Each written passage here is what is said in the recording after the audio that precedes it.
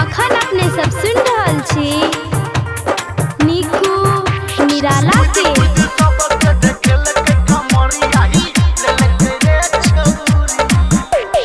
Kanchan Ibrahimpur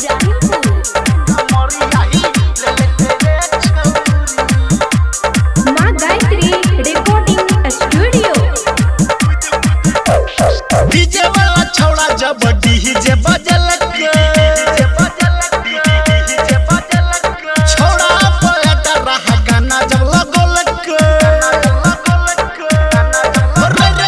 DJ वाला छौड़ा जब डीजे बजलक छौड़ा पलट रहा गाना जब लगोलक कुद कुद सबके देखेलक कमरिया ही लेलक रे छौरी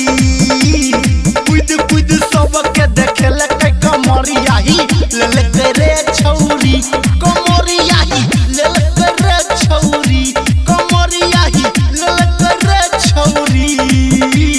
कुद कुद सबके देखेलक कमरिया ही लेलक रे छौरी कुद कुद सबके देखेलक कमरिया ही लेलक रे छौरी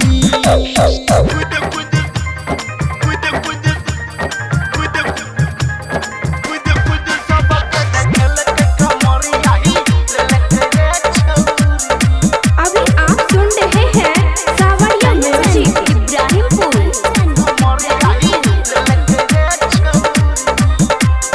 लाज शरम के सब पर्दा हटा के नाच ले छौरी ठुमका लगा के नाच ले छौरी ठुमका लगा के लाज शरम के पर्दा हटा के नाच ले छौरी ठुमका लगा के हैंडल लगा के जनरेटर चलल कई बुफर के तार छौड़ा डीजे से जोड़ल कई ठुमक ठुमक के देखेल के कमरिया ही ले रे छौरी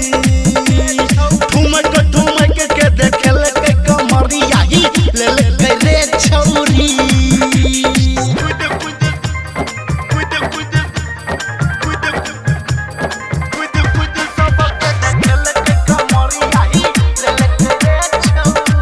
माँ गायत्री रिकॉर्डिंग स्टूडियो कंचन इब्राहिमपुर।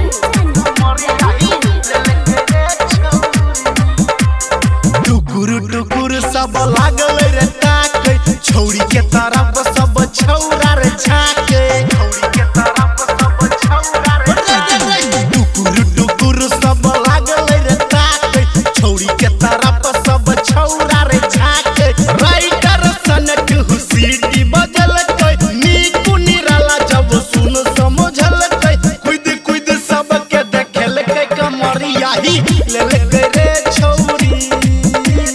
खुद खुद सबके देखेल के कमरिया ही लेलक रे छौरी कमरिया ही लेलक रे छौरी कमरिया ही लेलक रे छौरी रे खुद खुद सबके देखेल के कमरिया ही लेलक रे छौरी।